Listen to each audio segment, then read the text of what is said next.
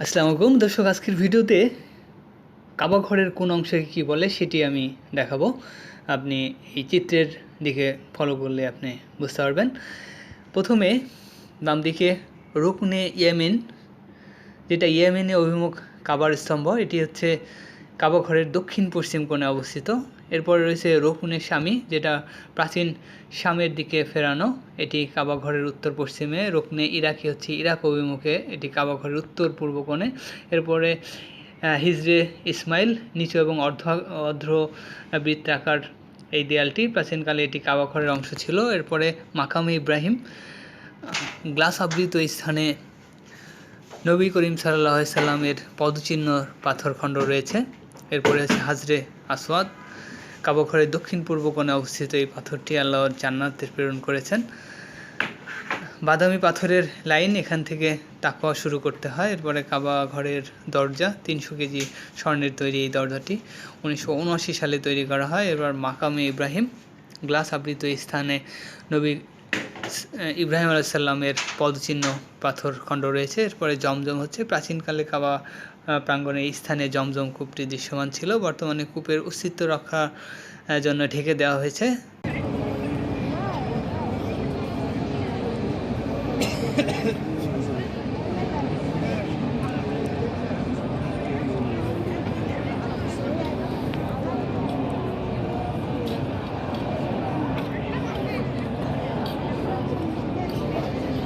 তো পুরাতন বাড়ি এখন তো নতুন করে এটি করা হয়েছে। এখানকার সেই পুরাতন বাড়িতেই বসবাস করতেন মহানবী হজরত মুহাম্মদ সাল্লাল্লাহু আলাইহি ওয়াসাল্লাম।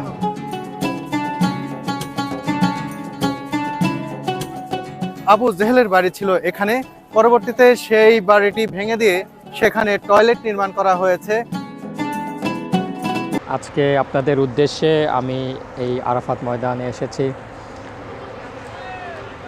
এটা হলো সেই আরাফাত ময়দান, এখানে 9ই জিলহজ হাজিগণ উপস্থিত হয়ে থাকে। এই আরাফাত ময়দানের উল্লেখযোগ্য একটি অংশ হলো এই জবলে রহমত। আরাফা মানে হলো পরিচয় বা মিলন। হজরত আদম আলাইহিস সালাম এবং মা হাওয়া আলাইহিস সালাম যখন জান্নাত থেকে এই দুনিয়াতে আসেন, দিন আদম আলাইহিস সালাম যখন এই জবলে রহমতে এসেছেন, তখন তিনি দূর থেকে দেখলেন যে একজন মানুষ আসতেছে। তারপরে কাছাকাছি আসার পর দেখলেন যে তারই স্ত্রী হাওয়া আলাইহিস সালাম, যাকে বেহেশতে হারিয়েছেন, তিনি তখন এই জবলে রহমতেই মা হাওয়াকে খুঁজে পান। আপনারা যেই স্থানটি দেখতে পাচ্ছেন, যে লোকজন মাটিতে শুয়ে আছে খোলা আকাশের নিচে, খোলা ময়দানে, এটি আর কোথাও নয়, এটি হচ্ছে 9ই জিলহজ আরাফাত ময়দানে হাজিরা উপস্থিত হয়ে হজ সম্পন্ন করে, অর্থাৎ হজের অন্যতম একটি ফরজ আদায় করে এই মুজদালিফার ময়দানে এসে অবস্থান নিয়েছে। মারোয়ার পাহাড়, এখান থেকে দাঁড়িয়ে কাবার সামনে হয়ে আল্লাহর কাছে দুই হাত তুলে ফরিয়াদ করবেন, আপনার যা মন চায় আল্লাহর কাছে আকুতি বিনতি করে আপনার এখান থেকেই সাফা পাহাড় থেকে আপনার প্রথম সাই শুরু হবে। খেয়াল রাখবেন, সাফার থেকে প্রথম শুরু হবে আপনার। সাফার থেকে মারোয়া একবার হয়ে যাবে, মারোয়ার থেকে সাফা আসলে দুবার হয়ে যাবে। সেম এভাবে আপনার মারোয়া গিয়ে শেষ হবে। এই হলো সাফা পাহাড়, এখান থেকে আপনার সাই প্রথম শুরু হবে। আপনি যে দোয়া পান সেই দোয়া শুরু করবেন। আলাইহি ওয়াসাল্লামের রওজা মোবারকের চারপাশে কাঠের বেড়ার পরিবর্তে বসানো হয়েছে সোনার প্রলেপ দেওয়া পিতলের বেড়া। উৎসাহী দর্শনার্থীদের থেকে মহানবীর রওজা মোবারকের সুরক্ষা নিশ্চিত করতে এই ব্যবস্থা গ্রহণ করেছে মসজিদে নববীর কর্তৃপক্ষ। 1 মিটার উঁচু বিশুদ্ধ পিতলের তৈরি এই বেড়াটির দৈর্ঘ্য 87 মিটার, যা 3 দিক থেকে ঘিরে রাখবে মহানবী সাল্লাল্লাহু আলাইহি ওয়াসাল্লামের রওজা মোবারক। গত 31শে মার্চ শুক্রবার মহানবীর রওজা মোবারকের চারপাশে নতুন এই পিতলের বেড়ার উদ্বোধন করেন আল্লাহুম্মা সাল্লি আলা মুহাম্মাদিন ওয়া আলা আলি মুহাম্মাদ কামা সাল্লাইতা আলা ইব্রাহিম ওয়া আলা আলি ইব্রাহিম إنك حميد مجيد اللهم بارك على محمد وعلى آل محمد كما باركت على إبراهيم وعلى آل إبراهيم في العالمين إنك حميد مجيد। কিভাবে এই পাথরটি স্থাপন করা হয়েছিল, এই পাথরে চুমু খেলে কি সওয়াব রয়েছে এবং এই পাথর কবে নাগাদ চুরি করার চেষ্টা করা হয়েছিল এবং এই পাথর বর্তমানে কত টুকরায় খণ্ডিত, এই বিষয়ে বিস্তারিত আলোচনা করব। আমাদের সাথেই থাকবেন।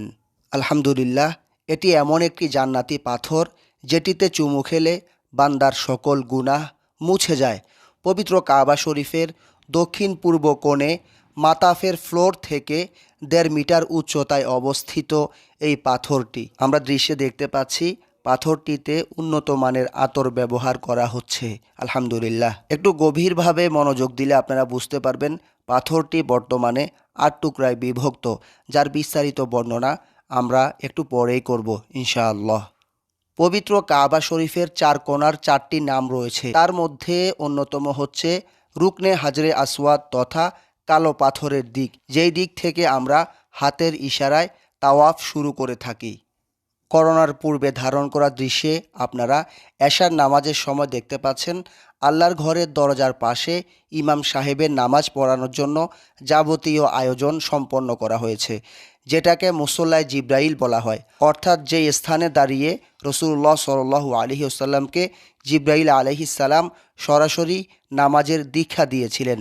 হাজরে আসওয়াদ হচ্ছে জান্নাতি ইয়াকুত পাথর, জাবালে নূর, আল্লাহ তাআলার নাজিল করা পবিত্র কুরআনের প্রথম আলোয় আলোকিত পাহাড়, যে পাহাড়ের গুহায় প্রিয় নবী সাল্লাল্লাহু আলাইহি ওয়াসাল্লাম ওহী লাভে ধ্যানমগ্ন থাকতেন।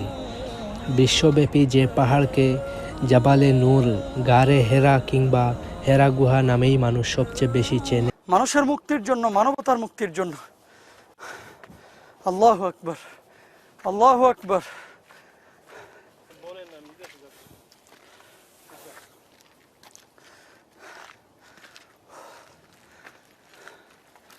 প্রিয় দর্শক,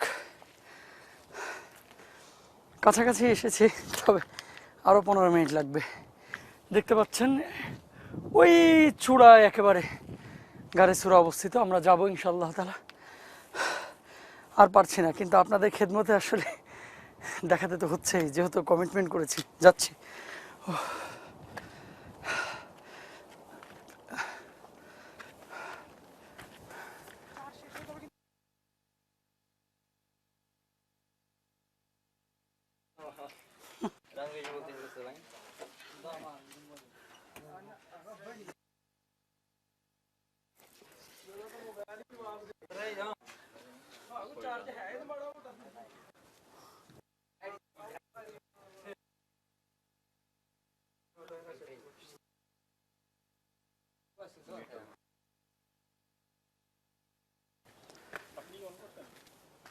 হ্যাঁ প্রিয় দর্শক, আমরা সেই কাঙ্ক্ষিত গন্তব্যে চলে এসেছি, যে গন্তব্যের জন্য প্রায় 3টি ঘন্টা আমরা মাটির পাদদেশ থেকে জাবালে সৌরের পাদদেশ থেকে জাবালের সৌরের উপরে চলে এসেছি। এবং আমি আপনাদেরকে এখন দেখাবো গারে সুর, যেখানে হযরত আবু বকর রাদিয়াল্লাহু তাআলা আনহু রাসূলুল্লাহ সাল্লাল্লাহু আলাইহি ওয়াসাল্লামের সাথে অবস্থান করেছিলেন।